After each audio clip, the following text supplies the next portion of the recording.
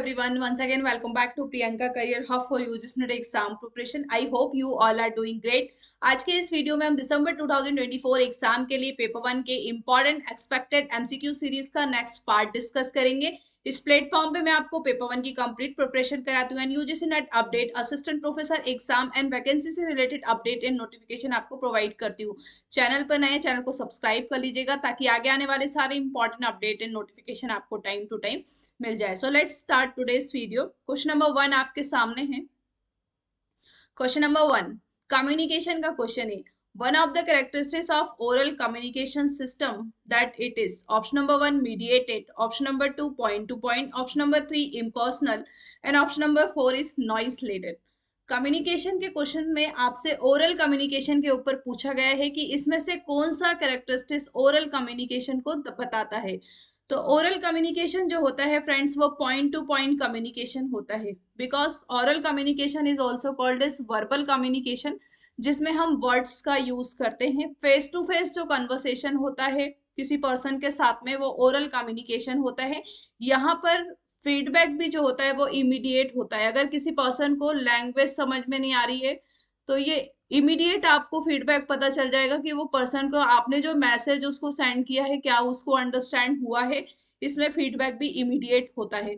तो कैरेक्टरिस्टिक्स अगर होगा ओरल कम्युनिकेशन का, that is point two point communication. Option number 2 is right.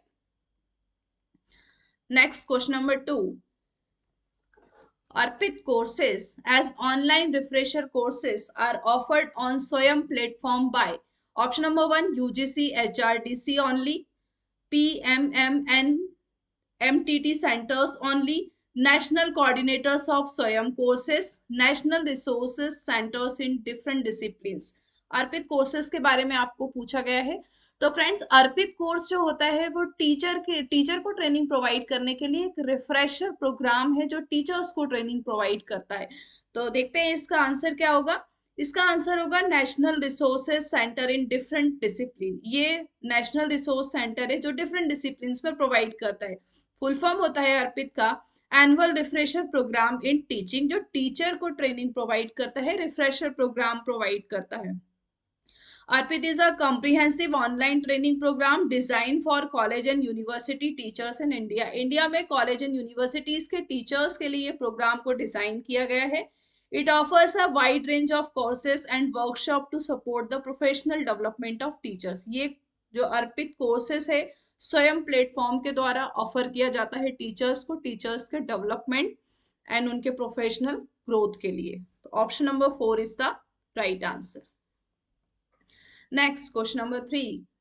Question number 3 आपके सामने है। नेशनल कोऑर्डिनेटर के ऊपर क्वेश्चन पूछा गया है। आपको मूक यानी कि massive open online courses for स्वयं के नेशनल कोऑर्डिनेटर्स जो किस फील्ड में कोर्सेज प्रोवाइड करते हैं उसकी इंफॉर्मेशन बतानी है। UGC, CEC, consortium for education communication, NPTEL, AICTE and IGNOU. Engineering for development courses, certificate courses, UG and PG level non technical courses and self paced and lifelong learning. So friends, PG level के लिए जो courses provide करता है वो PG level के जो courses है वो यूजीसी प्रोवाइड करता है and CEC under graduate level के कोर्सेस को प्रोवाइड करता है नॉन टेक्निकल फील्ड में। तो यूजीसी एंड सीईसी का जो राइट आंसर होगा UG and PG level non technical courses. अगर आपसे क्वेश्चन में पूछा जाए सीईसी, तो सीईसी यूजी लेवल के लिए है, यूजीसी पीजी लेवल के लिए। एनपीटीईएल इंजीनियरिंग फॉर डेवलपमेंट के कोर्सेज प्रोवाइड करता है। AICT self paced and lifelong learning. IGNOU certificate courses. Option number 2 is the right answer. Option number 2 is correct. In order to ensure best quality content are produced and deliver, 9 national coordinators है स्वयं के जो courses provide करते हैं different field में have been appointed. They are NPTEL for engineering, AICT, UGC engineering के लिए NPTEL है, AICT है एंड UGC पोस्ट ग्रेजुएशन के लिए, CEC अंडर ग्रेजुएट प्रोग्राम के लिए, NCERT and NIOS school education के लिए है, IGNU out of the school students and IIM Indian Institute of Management Bangalore Management Studies and NITTR teacher training programmes को provide करता है। नेक्स्ट क्वेश्चन नंबर 4 आपके सामने है, how modules of e content in 4 quadrant format to be made for covering the syllabi for one MOOC of 4 credits. Option number 1 20 to 30 modules, 2 30 to 35 modules, option number 3 35 to 40 modules, option number 4 is 40 to 50 modules.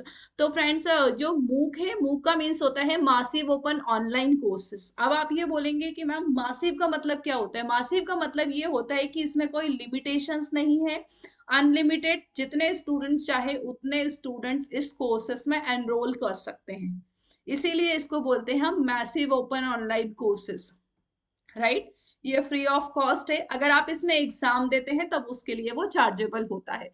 अगर हम बात करें 4 credit courses की, तो इसमें जो module होते हैं वो 30 to 40 मॉड्यूल्स होते हैं। टोटल मूक कोर्सेज के 4 क्वाड्रेंट है। आप एक प्रीवियस ईयर क्वेश्चन में पूछा गया था क्वाड्रेंट के ऊपर कि कितने क्वाड्रेंट है मूक के, तो टोटल जो है इसमें 4 है। इसमें अगर हम 4 क्रेडिट के कोर्सेज की बात करें तो मॉड्यूल होते हैं 35 to 40। So let's discuss 4 quadrants of MOOC। Quadrant 1 जो होता है ई ट्यूटोरियल के ऊपर होता है, इसमें video audio content structured way में होता है, यानी कि ये ऑनलाइन कोर्सेस है, जैसा कि आप नाम से ही समझ पा रहे हैं, मासिव ओपन ऑनलाइन कोर्सेस। यहाँ पे ऑडियो वीडियो कंटेंट के थ्रू स्टूडेंट क्लासेस को देख सकते हैं, लेक्चर ले अटेंड कर सकते हैं along with the transcription of the video. अगर हम ई ट्यूटोरियल की बात करें तो ये कवर करता है क्वाड्रेंट 1। ई कंटेंट की बात करें, content means material, notes, E book, presentation, web resources etcetera, quadrant number 2।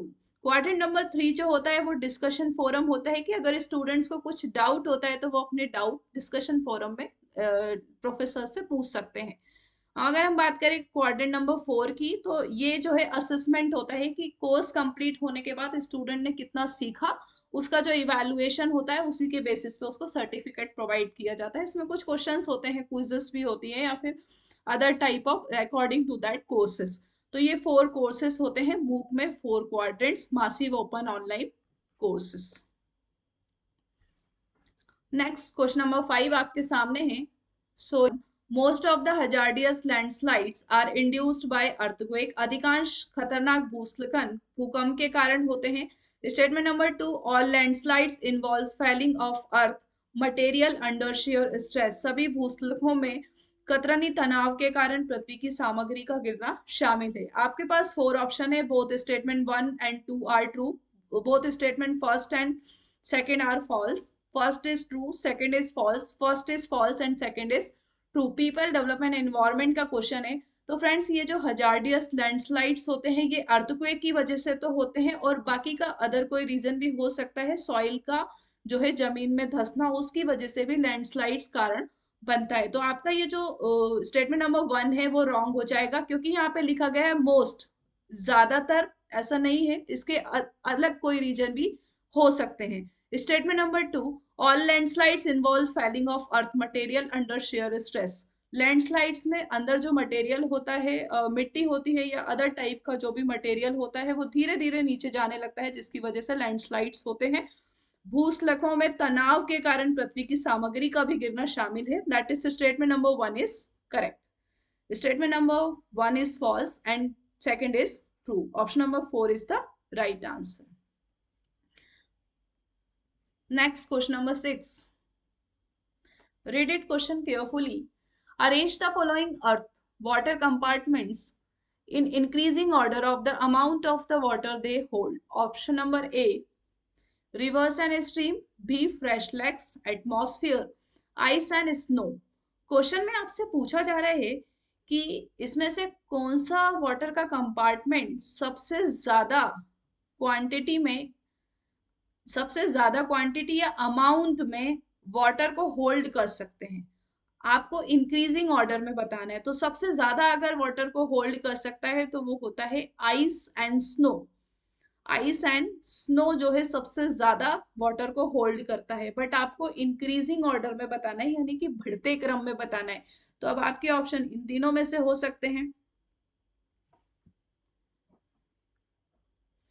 Ice and snow, then सबसे कम अगर होता है तो रिवर एंड स्ट्रीम में होता है, जो अपने वाटर को होल्ड करके रख सकता है, क्योंकि रिवर का जो पानी होता है वो टेम्परेचर की वजह से वो सूख भी जाता है, या फिर वो अदर किसी रीजन की वजह से जो रिवर और स्ट्रीम का पानी है वो ड्राई भी हो जाता है, तो वहां पे सूखा पड़ने के चांसेस भी होते हैं, इसीलिए सबसे कम जो है ये होल्ड कर सकता है। तो लास्ट हो जाएगा हमारा रिवर एंड स्ट्रीम।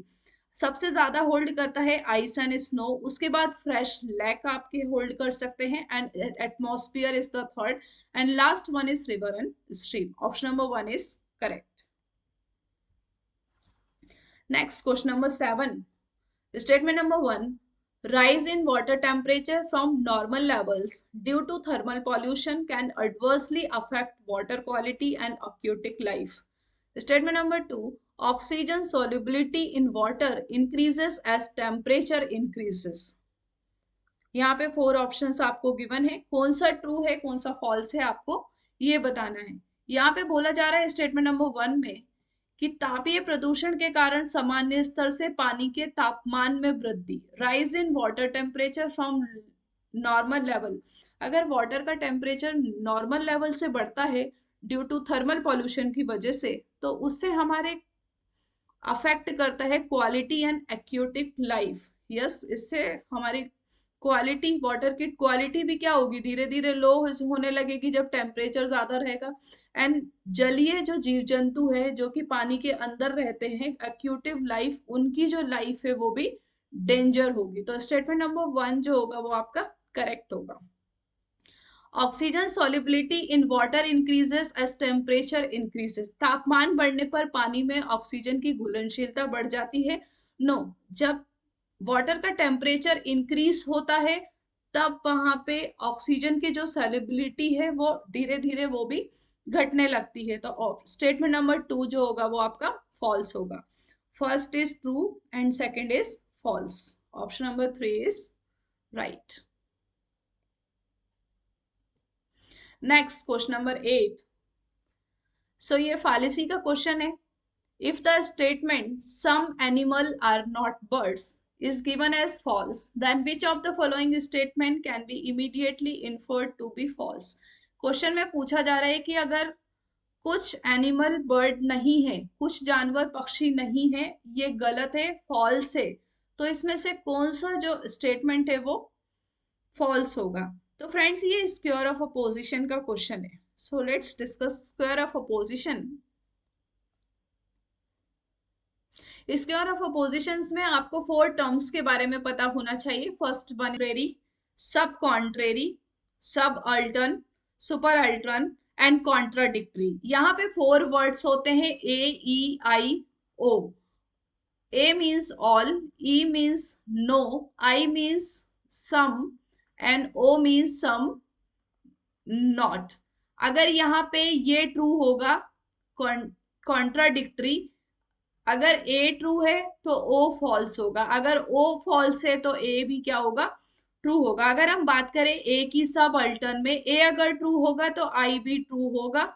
देन अगर ओ फॉल्स होगा तो यहां से ऊपर जाने पर ई भी फॉल्स हो जाएगा। तो इस टाइप का ये सीक्वेंस जो है आपस में फॉलो करते हैं। तो लेट्स डिस्कस क्वेश्चन। क्वेश्चन में आपसे बोला जा रहा है some animals are not birds. इस टाइप के जब भी आपके पास क्वेश्चन आए एग्जाम में तो आप ऐसे डायग्राम बना लीजिए, ए ई आई ओ। ए का मीन्स होता है all, E means no, I means some and O means some not. अब क्वेश्चन में आपसे पूछा जा रहा है सम नॉट, सम नॉट की बात बोली जा रही है, यानी कि सम नॉट आपका क्या है, फॉल्स। अब ये जो रिलेशन होता है ये होता है कॉन्ट्राडिक्टरी। कॉन्ट्राडिक्टरी मीन्स अगर एक फॉल्स होगा तो दूसरा ट्रू होगा, और एक ट्रू होगा तो दूसरा फॉल्स होगा। अगर और फॉल्स है तो ए हो जाएगा ट्रू। अब यहाँ पे ये होता है सुपर अल्टर्न। सुपर अल्टर्न में ऊपर जाने पर अगर एक फॉल्स है तो ई क्या होगा आपका, फॉल्स हो जाएगा। ओ अगर फॉल्स है तो ये आपका ट्रू हो जाएगा, राइट। ट्रू ट्रू इसको बोलते हैं हम सब अल्टर्न, इसको बोलते हैं सुपर अल्टर्न, इसको बोलते हैं कॉन्ट्राडिक्टरी, राइट। ये होता है कॉन्ट्रेरी, इसको बोलते हैं सब कॉन्ट्रेरी। ओके, अब बताना है कौन सा फॉल्स है। No animals are birds, no animals, E का मीन्स होता है नो, तो no animals are birds are false, तो बी ऑप्शन जो होगा वो राइट हो जाएगा। अगर हम बात करें सम एनिमल्स आर बर्ड, तो सम आपका क्या है, ट्रू है, ये नहीं हो सकता। सम एनिमल्स आर बर्ड्स, ये भी सेम है, तो ये भी नहीं हो सकता। All animals are birds, all भी क्या है, ट्रू है। क्वेश्चन में हम फॉल्स पूछा गया था, that's why B is the correct answer. Next question. Question number 9. Which informal fallacy is committed in the following argument? Scientists have been trying for centuries to disprove the claims of astrology, and more of them has ever succeeded. Therefore, we must conclude the astrology claims are true. Option number 1, slippery slope. Option number 2, hasty generalization. Option number 3, argument and ignoratium, appeal to ignorance, and false cause. Question में पूछा जा रहा है वैज्ञानिक सदियों से ज्योतिषियों का दावा को गलत साबित करने की कोशिश कर रहे हैं और उनमें से कोई भी सफल नहीं हुआ, इसलिए हमें निष्कर्ष निकालना चाहिए कि ज्योतिष के दावे सत्य हैं। जब फॉलेसी प्रपोजिशन इज ट्रू, फॉलेसी का जो प्रपोजिशन है वो ट्रू है, वो अपने आप में सही है, बट फिर भी वो गलत प्रूव करने की कोशिश कर रहा है, यानी कि रियलिटी को जब इग्नोर करता है, उस फॉलिसी को, उस टाइप की इनफॉर्मल फॉलिसी को हम कहते हैं आर्ग्यूमेंट ऑफ इग्नोरेशियम। क्योंकि कहा जा रहा है कि वैज्ञानिक ये दावा कर रहे हैं कि एस्ट्रोलॉजी सही नहीं है, एस्ट्रोलॉजी गलत है, यानी कि किसी रियलिटी को, ट्रू को फॉल्स करने की कोशिश कर रहे हैं, तो उस टाइप की पॉलिसी को बोलते हैं argumentum ad ignorantiam policy. Option number 3 is the right answer. Next question number 10. If search is coded, chart is coded, then what will be the code for teacher? अब यहाँ पे इजी क्वेश्चन है friends, आपसे teacher का code पूछा गया है, तो easily T means 5, E code 1, then A 4, C 7, H 3, E 1, then R code is 6. Answer होगा 514731 6, 514731 6। Option number 1 is correct answer. ये इस टाइप के क्वेश्चन आपसे मैथमेटिकल लॉजिकल रीजनिंग में पूछे जाते हैं। Next question number 11. There is smoke on the distant hill. Since smoke is always accomplished by fire, the hill must have fire too. Which of the terms correspondent to the Sadhya major term in the above argument according to the Indian School of Logic? ये question आपका Indian logic का question है। Option number 1 hill, 2 fire, 3 smoke and 4 is smoky hill. Indian logic में 2 terms होते हैं, major term and minor term. Major term को बोला जाता है साध्या एंड माइनर टर्म इज पक्षा। अब हम अगर रीजनिंग की बात करें तो यहाँ पर प्रेडिकेट जो होता है, प्रेडिकेट होता है आपका मेजर टर्म साध्या। क्वेश्चन में पूछा गया है दूर पहाड़ी पर धुआं है, क्योंकि धुआं हमेशा आग से ही उत्पन्न होता है, इसलिए पहाड़ी पर आग होना चाहिए। यहाँ पे देखो बार बार आग, यानी कि मेजर जो बात हो रही है, मेजर टर्म होगा आपका fire. Option number 2 is correct answer. Option number 2 is correct. Therefore, smoke on the distant hills, since smoke is always accomplished by fire. तो फायर जो होगा आपका मेजर टर्म होगा। इंडियन लॉजिक की लैंग्वेज में major term को साध्या बोला जाता है एंड माइनर टर्म को पक्षा बोला जाता है। तो ये जो पक्षा होता है इसे हम सब्जेक्ट बोलते हैं एंड साध्या means predicate.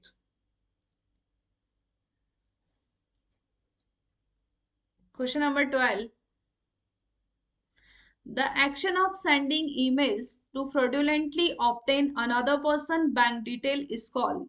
Option number 1 phishing, 2 forming, spamming and smishing. किसी अन्य व्यक्ति के बैंक विवरण को धोखे से प्राप्त करने के लिए ईमेल भेजने की प्रक्रिया को क्या कहा जाता है?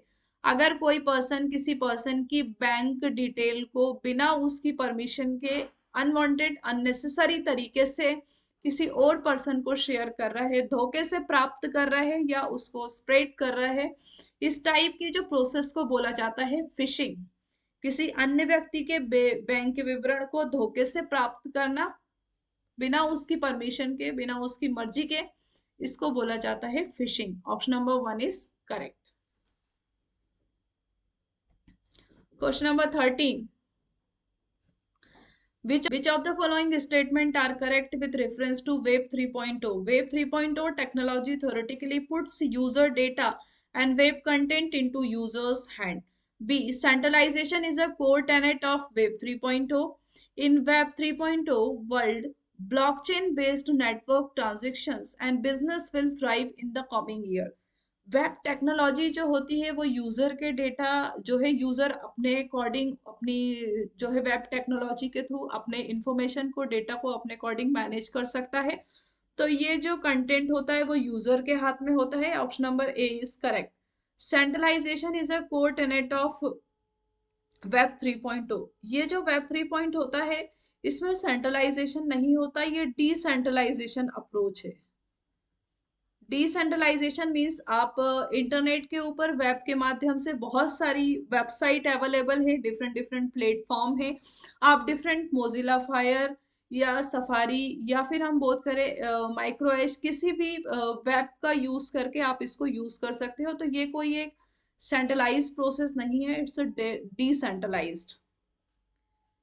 In Web 3.0 world, blockchain-based network transaction and business will thrive. Yes, Web 3.0 में आगे आने वाले टाइम में ब्लॉकचेन बेस्ड नेटवर्क ट्रांजेक्शन का यूज और इसका जो बिजनेस है वो बहुत ज्यादा इंक्रीज हो जाएगा। Option number C is correct. A and C is the right answer. Option number 2 is correct. Next, question number 14. Following statement are true. Option number A, www is a collection of multimedia web pages stored on a website. URL specify the location of all web pages.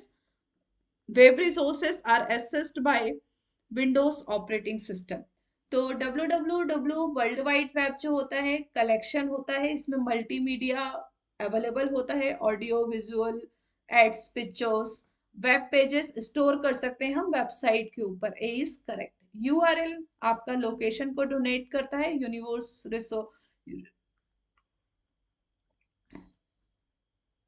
URL location को denote करता है all web pages के। तो B is correct. Web resources are access by window operating system. No, web resources जो होता है वो window operating system को एक्सेस नहीं करता, ये वेब ब्राउजर को एक्सेस करता है। तो यहाँ पर आंसर होना चाहिए था web browser. Option number C, ये जो सी जो पॉइंट है ये रॉन्ग हो जाएगा। Only A and B are correct. Option number 1 is right. Question number 15. An exploratory research on a small scale is called sample test, pre-test, pilot test and informal test. Exploratory research जो small scale पर की जाती है testing के लिए, उसे हम बोलते हैं पायलट टेस्ट। फॉर एग्जाम्पल, अगर आपको पनीर खरीदना है तो पनीर परचेस करने के लिए आप, या फिर स्वीट परचेस करने के लिए एक छोटा सा टुकड़ा जो है वो टेस्ट करके देखते हो। तो अगर हमें 5 kg परचेस करना है तो हम 5 kg जो है वो टेस्ट नहीं करते हैं, हम ओनली एक पीस चेक करते हैं। अगर एक पीस का टेस्ट सही है तब हम ये 5 kg परचेस कर लेते हैं। इसी को ही बोलते हैं हम पायलट टेस्टिंग। स्मॉल लेवल पे रिसर्च में ये टेस्ट होता है जिसे बोलता है इसे एक्सप्लोरेटरी, फिजिबिलिटी और पायलट टेस्टिंग भी कहा जाता है। Next question number 16। Applied research, basic research, quantitative research. Next, question number 16. Applied research, basic research, quantitative research and qualitative research. Applied research जो होती है friends, to find a practical solution to everyday issue. Applied research means action research के ऊपर जो है हम recent action के ऊपर बात करते हैं, but applied research में practical solution को find out करते हैं everyday issue that is applied research. Basic research is also called as pure research. इसमें पर्सन एक्स्ट्रा नॉलेज को कंट्रीब्यूट करता है, कंट्रीब्यूशन टू नॉलेज, यानी कि जो रिसर्च आज तक नहीं हुई है, फर्स्ट टाइम उस टॉपिक के ऊपर रिसर्च हो रही है, उसे बोलते हैं हम basic research. Contribution to knowledge, कोई रिसर्चर अपने नॉलेज का कंट्रीब्यूशन करता है। क्वांटिटेटिव ऑब्जेक्टिव असेसमेंट होता है जिसमें बायस नहीं होती और उसका जो आउटकम होता है वो एक्यूरेट आता है। क्वालिटेटिव रिसर्च एक्सप्लोरेशन ऑफ, ये कॉन्सेप्ट के डिस्क्रिप्शन पे बेस्ड होती है, इसे हम सब्जेक्टिव रिसर्च भी बोलते हैं।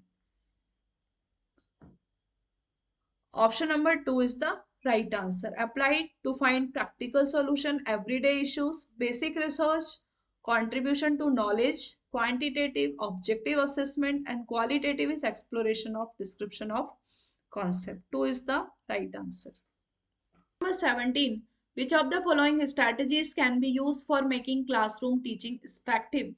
क्लासरूम टीचिंग को इफेक्टिव बनाने के लिए हमें कौन सी स्ट्रैटेजीज का यूज करना चाहिए? Option number A, use of suitable teaching aids, effective communication skills, asking students to write and memorise, discussion in classroom and using multimedia tools. अगर हम बात करें क्लासरूम के इफेक्टिव टीचिंग की, तो टीचर को सुटेबल टीचिंग एड्स का use करना चाहिए। इफेक्टिव, यस, टीचर की जो कम्युनिकेशन स्किल्स है वो अच्छी होना चाहिए, B is correct. Asking students to, teacher जो है स्टूडेंट्स को नहीं पूछ सकता है कि आप राइट करो, मेमोराइज करो, तो it's not correct, C is wrong. Discussion, yes, classroom का जो इन्वायरमेंट है वो टू वे होना चाहिए, स्टूडेंट्स एंड टीचर दोनों का इन्वॉल्वमेंट होता है तभी टीचिंग इफेक्टिव होती है। Using multimedia tools is also a good option. तो आपका जो राइट आंसर बनेगा A, B, D and E, option number second is the right answer. Next question number 18, a chemistry teacher is learning marketing management as a lifelong learning process. Which of the following can this be categorized as? Formal education, informal education, non-formal education and offline education. एक chemistry teacher है जो marketing management को सीखना चाहता है life long learning process के लिए, तो ये किस टाइप की एजुकेशन हो सकती है? तो अगर केमिस्ट्री टीचर है, क्योंकि केमिस्ट्री टीचर का जो डिसिप्लिन है वो ऑब्वियसली केमिस्ट्री है, तो ये फॉर्मल में नहीं आएगा। इनफॉर्मल भी नहीं आएगा क्योंकि वो मार्केटिंग सीखना चाहता है लाइफ लॉन्ग लर्निंग प्रोसेस के लिए, यानी कि अपने डेवलपमेंट के लिए, that is called as a non formal community, non formal education. So friends, education हमारे 3 टाइप के हो सकते हैं, formal, informal, non formal. Formal education जब आप स्कूल एंड कॉलेज में एडमिशन लेते हैं या फिर आप किसी कोर्स में एनरोल करते हैं, टाइम टू टाइम उसकी क्लासेस करते हैं, टाइम पर जाते हैं, उसका एक प्लान, एक एजेंडा फिक्स होता है, that is called formal education. Informal education, आप किसी भी प्लेस पे कुछ लर्न करते हैं, सोसाइटी में, फ्रेंड्स में, या फिर out of the classroom, that is informal education. Non formal education means आपका वो स्ट्रीम नहीं है पर आप अपने इंटरेस्ट के अकॉर्डिंग सीखना चाहते हैं, that is called non formal education. Option number 3 is the right answer. Question number 19. Which of the following statement are true with reference to Nyaya view of logic? Option number A. It does not separate deduction from induction. It rejects verbalist view of logic and does not study the forms of thoughts alone. The formal and material logic are blended in Indian logic. Verbal form is an integral part of the inference. Nyaya logic के ऊपर आपसे question पूछा गया है। It does not separate deduction from induction, yes, Nyaya logic जो होता है ये डिडक्शन एंड इंडक्शन को सेपरेट नहीं करता है, A is true. It reject verbalist view of logic and does not study the forms of, ये सिर्फ एक थॉट्स पे अकेले ही स्टडी नहीं करता है, B is also correct. The formal and material logic are blended, yes, formal and material logic जो होते हैं इसमें ब्लेंडेड होते हैं, मिक्सअप होते हैं। verbal form is an integral part of inference, no, verbal and integral form अलग अलग होते हैं, इसमें integrated नहीं होते, क्योंकि इंडियन लॉजिक में वर्बल को हम बोलते हैं शब्दा, राइट। इन्फ्रेंस मीन्स अनुमान लगाना, तो that is not integrated, they are separated, D is wrong, A, B, C is the correct answer. Last question number 20. Find the missing number in this series. 2, 10, 30, 68, 130 and 220. तो friends 1 का जो cube होता है +1 then 2, 2 cube 8 +2 10, 3 cube 27 +3 30, 4 cube 64 +4 68, 5 cube 125 +5 130 and 6 cube 216 +6 222.